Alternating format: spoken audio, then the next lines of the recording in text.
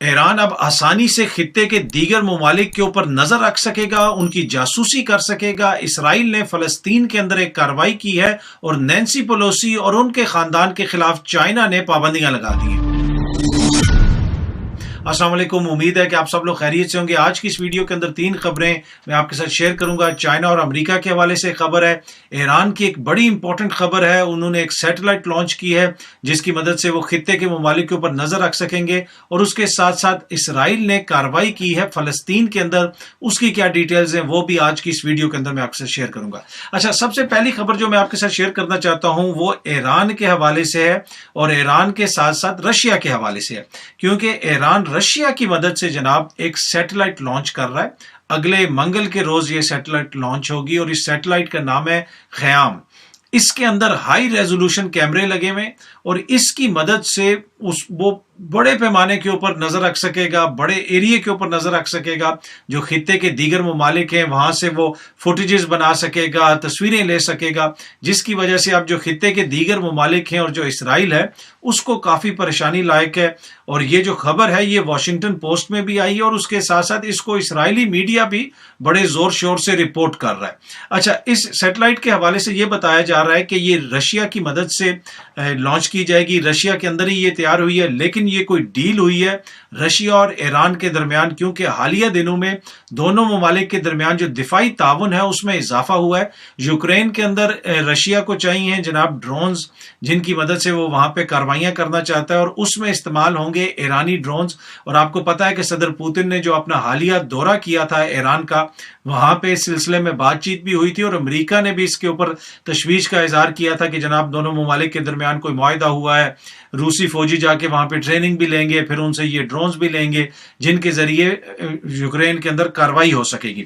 اچھا، یہ جو سیٹلائٹ دی جا رہی ہے، جو لانچ کی جا رہی ہے، جس کو ایران استعمال کر سکے گا، ابھی کچھ عرصے تک، اگلے چند ہفتے یا مہینے تک یہ سیٹلائٹ رشیا بھی استعمال کرے گا یوکرین کے اوپر، اور وہاں سے فوٹو وغیرہ لینا یا جاسوسی کرنا، فوٹیجز حاصل کرنا، جو بھی کام کر سکتی ہے وہ سیٹلائٹ، اس کو وہ استعمال کرے گا۔ اس کے بعد یہ پھر ٹوٹلی ایران کے پاس چلی جائے گی، ایران اس کو استعمال کرے گا، وہ خطے کے جو دیگر ممالک ہیں بہت بڑا جو ایریا ہے لینڈ کا، اس کے اوپر نظر رکھ سکے گا۔ اس لیے کہ سیٹلائٹ آپ کو پتہ ہے جب وہ اوپر چلی جاتی ہے، اس سے جو فوٹیجز آتی ہیں، اس سے جو آپ تصویر لے سکتے ہیں، وہ بہت سارے ایریے کو آپ کور کر سکتے ہیں۔ تو اب یہ ایران کرنے جا رہا ہے، جس کی وجہ سے کافی زیادہ پریشانی لائق ہے خطے کے دیگر ممالک کو۔ اچھا، ایک اور خبر جو میں آج کی اس ویڈیو میں آپ سے شیئر کرنا چاہتا ہوں وہ ہے جناب امریکہ اور چین کے حوالے سے۔ آپ کو پتا ہے کہ چین نے کہا تھا کہ اگر امریکہ کی جو سپیکر ہیں ایوان نمائندگان کی، انہوں نے تائیوان کا دورہ کیا تو یہ آگ سے کھیلنے کے مترادف ہوگا، بہت برا ہوگا۔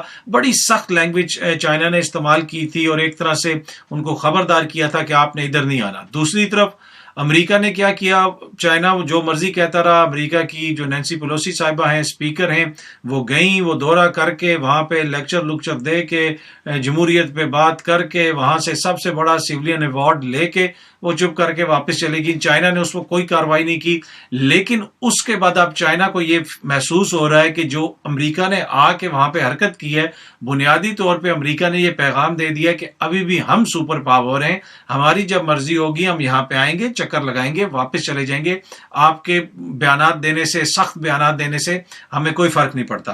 اب چائنا وہاں پہ جناب ایکسرسائزز وغیرہ بھی کر رہا ہے، لیکن ایک کام جو چائنا نے کیا، انہوں نے نینسی پیلوسی اور ان کے خاندان کے اوپر پابندیاں لگا دی ہیں۔ آپ کو پتا ہے بہت ساری شخصیات کے اوپر اقوام متحدہ پابندی لگاتی ہے، یورپی یونین پابندی لگاتی ہے، یا پھر امریکہ پابندیاں لگاتا ہے۔ اکثر آپ اس طرح کی خبریں سنتے ہوں گے۔ اب چین نے نینسی پیلوسی اور ان کے خاندان کے اوپر پابندیاں لگائی ہیں۔ اب یہ کس قسم کی پابندیاں ہیں، اس سے ان کو کیا نقصان ہوگا، کیا اس میں سفری پابندیاں ہیں، بزنس سے ریلیٹڈ پابندیاں ہیں، اس کی ڈیٹیلز نہیں آئی ہیں۔ ہو سکتا ہے کہ یہ سمبولک ہوں، لیکن سمبولکلی بھی یہ بڑی امپورٹنٹ ہے کہ آپ نے جو امریکہ کی اتنی اونچے درجے کی سیاستدان ہے، اس لیے کہ اگر آپ وہاں پہ ان کی جو پولیٹیکل یا گورنمنٹ کی ہائرارکی دیکھیں تو صدر مملکت کے بعد تیسرا عہدہ جو بڑا عہدہ ہے وہ سپیکر کا ہوتا ہے، تو ان کے اوپر پابندیاں لگانا چین کی جانب سے یقیناً یہ ایک بڑا اقدام ہے۔ اچھا، اس کے ساتھ ساتھ چین نے بہت سارے دیگر شعبوں میں بھی امریکہ سے تعاون ختم کر دیا، اور اس میں جو امپورٹنٹ چیز ہے جس کے اوپر امریکہ کو تھوڑی سی پریشانی لائق ہے، وہ جو کمیونیکیشن ہوتی ہے دونوں ممالک کی افواج کے درمیان. جی ہاں جی، دونوں ممالک کی جو افواج ہیں ان میں مسلسل رابطہ رہتا ہے تاکہ کسی غلط فہمی کی وجہ سے کوئی کارروائی نہ ہو جائے. جس طرح پاکستان اور انڈیا ہے، پاکستان اور انڈیا کی جو افواج ہیں ان کے درمیان بھی ایک ہاٹ لائن ہوتی ہے. اکثر ہمارے جو ڈی جی ایم اوز ہیں، وہ ڈائریکٹر جنرل ملٹری آپریشنز دونوں ممالک کے، وہ ایک دوسرے کے ساتھ رابطے بھی کرتے رہتے ہیں. اور ماضی میں اس طرح کی خبریں بھی سامنے آئی ہیں کہ جی ان کی بات چیت ہوئی ہے لائن آف کنٹرول کے اوپر، چیزوں کو اب ٹھنڈا کیا جائے گا، یہ حملہ نہیں کیا جائے گا یا وہ بات نہیں کی جائے گی. تو یہ رابطہ رہتا ہے. تو اس رابطے کو چین نے ختم کر دیا، جس کی وجہ سے امریکہ تھوڑا سا پریشان ہے.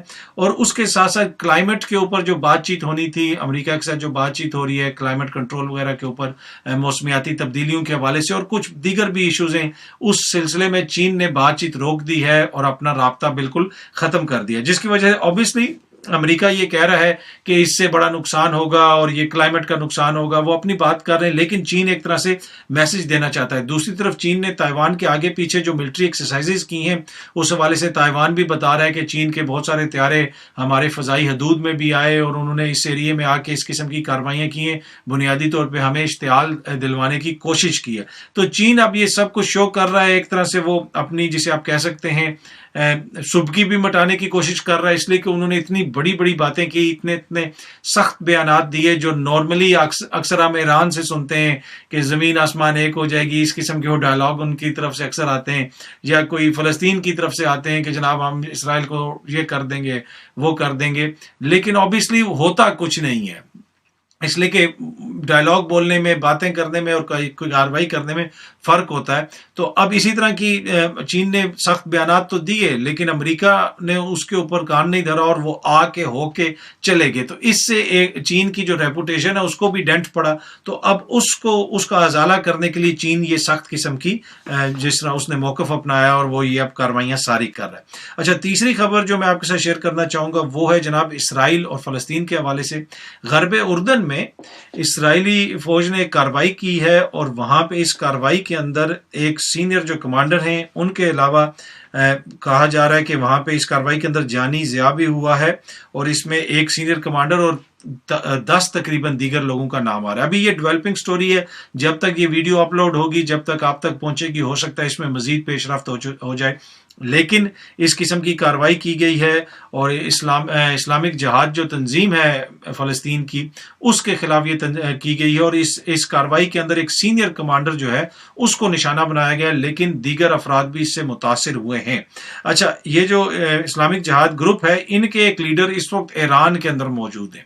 انہوں نے وہاں سے یہ بیان دیا ہے کہ جناب اس کے خلاف ہم ری ایکشن کریں گے اور ہم کارروائی کریں گے اور واپس جو ہے کوئی بھی ایریا محفوظ نہیں رہے گا اسرائیل کا.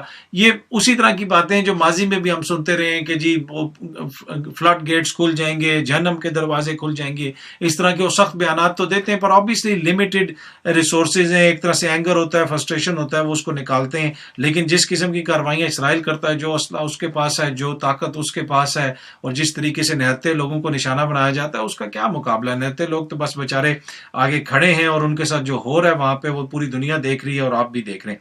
اینی وے وہاں پہ یہ کارروائی کی ہے. اس کے جواب میں اسلامک جہاد اور جو دیگر وہاں پہ ان کے ہم خیال لوگ ہیں انہوں نے بھی آگے سے کارروائی کرنے کی کوشش کی اور یہ اطلاعات آ رہی ہیں انٹرنیشنل میڈیا میں کہ 100 کے قریب انہوں نے اب تک جب میں یہ ویڈیو بنا رہا ہوں راکٹ انہوں نے فائر کیے ہیں.